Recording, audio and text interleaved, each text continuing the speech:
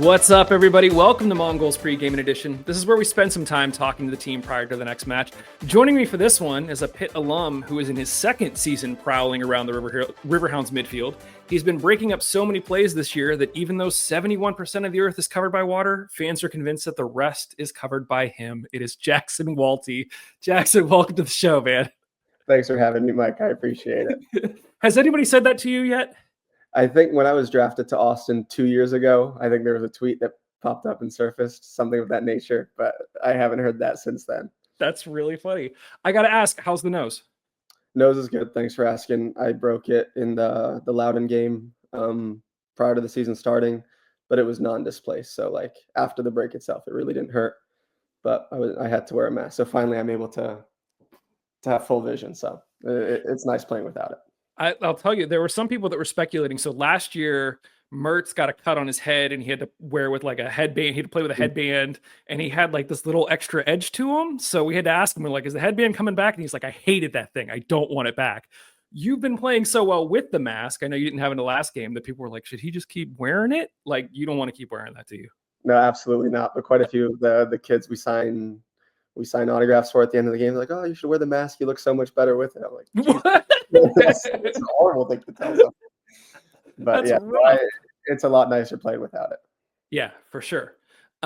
You have, we sort of alluded to it. We talked about the board a little bit off air. You've started the season kind of on fire. What do you think has most contributed to the impact that you've been able to make this season compared to last season? I think it's a couple of factors. The first, anytime you've been in the system or within a team for a long time, you're going to get more comfortable. So being back for second year, I only really played consistently the second half of last season. So I ended the season well last year, and I think I'm kind of rolling into that this year. And the other big change is the formation. We've been playing a 4 in the back instead of a 5. And for me is one of the 2 6s, and the 6 who gets to drop back into the back line to help when I see fit, and stay higher when I see fit. It allows me to get a lot more touches on the ball, and a lot of simple touches. So I think for me, that helps me build confidence early in the game when I'm getting a lot of simple passes completed, and then it allows me to feel a little bit more free later on. So you mentioned, you get to drop back hang back when you see fit, you get to move forward when you see fit. You have kind of been popping up all over the place. I want to get to the shot you took this past weekend or last weekend in a second. But do you consider yourself like a 6? And like, do you actually have that freedom where like Bob's not like, get back now? Or you kind of like, you have a feel for the game where you can kind of stay where you want to stay? No, there's, Bob definitely, I am, and Bob definitely wants me, in front of the back line defending. Yeah. So you're not going to see me, Brad probably has more freedom than me moving forward, the same as DG had more freedom than last year moving forward. And to be honest, I'm not too concerned about that. They are better offensive players than I am for sure. My bread and butter is defending. But for us, I think building out of the back 4, it allows us to give the other team a look of a 4 back. And then sometimes you give the look of a 5 back. If they're pressing with 2, it's easy for me to drop. If they're only pressing with 1 or they're pressing with 3, it's probably better out of a 4 kind of. If they're even, we go odd. If they're odd, we go even. And so far, Bob has trusted me to kind of make those decisions myself, to drop or not to drop. And then being paired in the back there with guys like Suber, Beto, or Alal, who can, easily take space and drive and find seams. It's just, so far, it's been working well for us. And I'm excited to see us progress. That rotation really seems to be effective and is exciting because as I think I would assume as the opposition, you never really know who's going to step and who's going to pop. And if you guys are breaking lines, like, it's fantastic. Yeah, so the other thing for us is if I'm dropping back, it gives, I'll just take our last starting lineup as an example. It gives Brad more space to operate, but then Robbie can drop down, DG can drop down, Aiden can drop down, and all those guys feel super comfortable in the midfield. So offensively, I think it helps us. And then defensively, we have an extra midfielder. So winning second balls just comes more naturally. Yeah. No, you did just mention you like sort of playing defense as a bit of your bread and butter.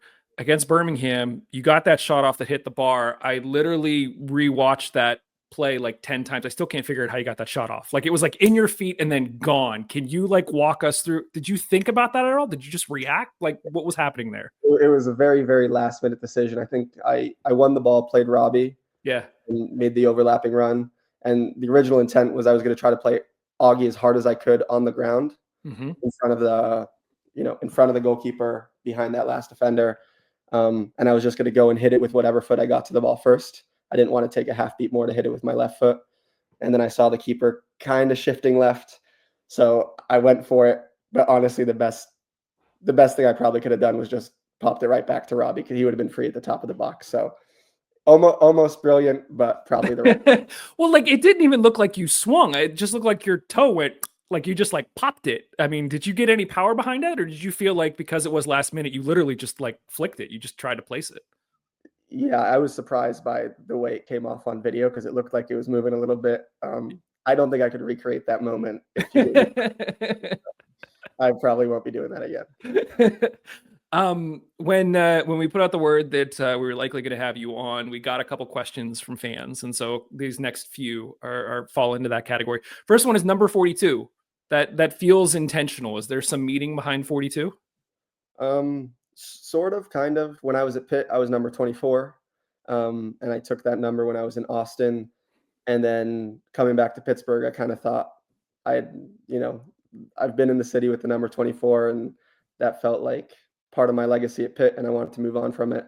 And I was like, let me just flip the two numbers and take 42. So yeah, it wasn't that much thought behind it, but I'm enjoying the number. Did 24 have meaning, or was it just like you just grab whatever kit they gave you? No, 24 had no meaning at the start, and then I kept it almost out of spite. So my freshman year, I was like a preferred walk-on, but at least they knew I was showing up. Yeah. And I had a good freshman year, and at the end of that freshman year, there were 3 freshmen who played, and they gave the 2 other freshmen the option, hey, do you guys want to take 2 and 3? Because they were left and right back. And they didn't offer me the 6. They gave it to a recruit. And then so the following year, I was like, no, I'm keeping my number. And then I keep just it 24. Yeah. That's awesome. One of the other questions that came in, we always like to give Brad Sample when he's on, not a hard time, but we talk about his hair. It was a big shock when the mullet was gone. Yeah, somebody was like, can you ask? I actually looked, we talked about it. I wanted to get a shelf and get a custom Walti or custom sample Chia Pet and grow it out over the course of the season. It was a little pricey. We'll see if it makes an appearance here as we keep going. But somebody asked, they said, you have to ask Jackson about his hair routine. Is there anything in particular you do for your hair, man? No, I have a shampoo for curly hair. But other than that, there's no secret to it. My mom's side of the family has very curly hair, so I just got lucky with those genes. Has it always been longer? Have you always liked it that length? In high school, we had to have it short. So I think it was natural that after high school, I was like, I'm going to leave it long. And then it got to a point, I think in like 2020-ish, 2021, where it was long enough to donate. And then I buzzed it. And then it's kind of reaching that same point now. So it got long. I was like, I might as well keep growing it out till I can donate it. So a couple more months, and I think you'll see it short again. That is awesome. Good for you, man. I've always considered doing that, and I just know my kids will make tons of fun of me. I need to get past that and do the same. You are, not only a busy man on the field, it feels like you're also a busy man off the field. Every time we ask Grubba to talk to you, you're either coaching or you're going back to school, or it sounds like you might have a plan in your head. Do you have a plan? Like, what does the future look like for you after soccer? Well, definitely no school. I don't know where you got that from. Okay.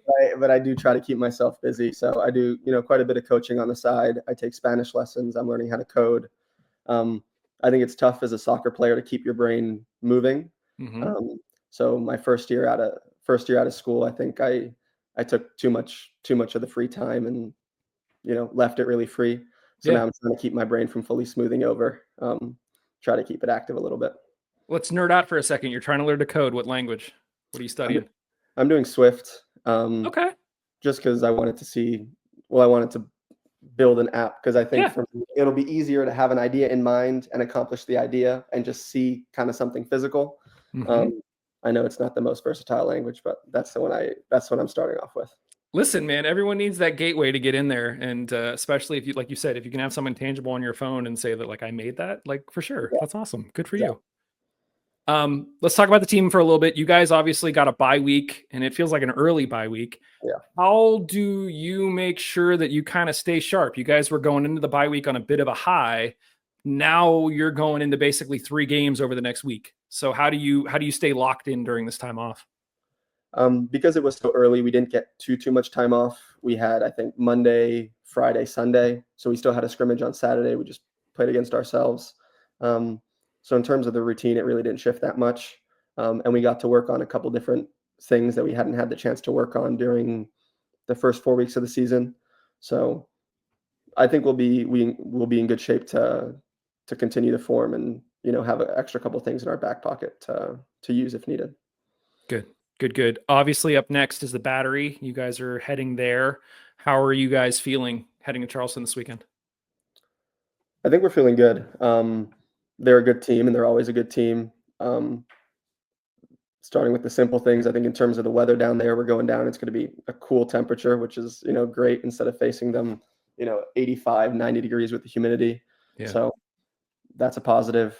But like you said, I think even though they're a good team, we're playing well. I think the goal for us is to continue playing our game and to try to keep possession like we've done the first 4 games and just try to play our own game, not be too concerned about what they're doing. Yeah. Last question, and I'll get you out of here. Are you excited? Part of the reason why you guys are gone over the course of April is because you guys are getting new turf. Are you excited about the new turf? I'm unbelievably excited. Yeah. I'm sure a lot of the fans know that the turf we've been playing on isn't the best. You guys are on it after the games, so we're amped to have it, especially now that we're playing kind of a different style of soccer where the ball's on the ground a lot. Yeah. It'll be nice to have a turf that lends itself to that. Yeah. I will never forget. I asked that question to Robbie Mertz, and he had no idea you were getting new turf. He was like, "Wait, what's happening?" Like this was like live. So like I'm glad that the sentiment continues, that you guys are all excited about it, and it's going to be a good thing. And oh yeah, we're stoked on it. Awesome. Jackson, I appreciate the time, man. Best of luck this weekend. Here's to you continuing to put in performances that keep you atop the leaderboard there. Yeah, no, it's cool to see my name up there. I appreciate the support you guys always give us too. It's awesome to see.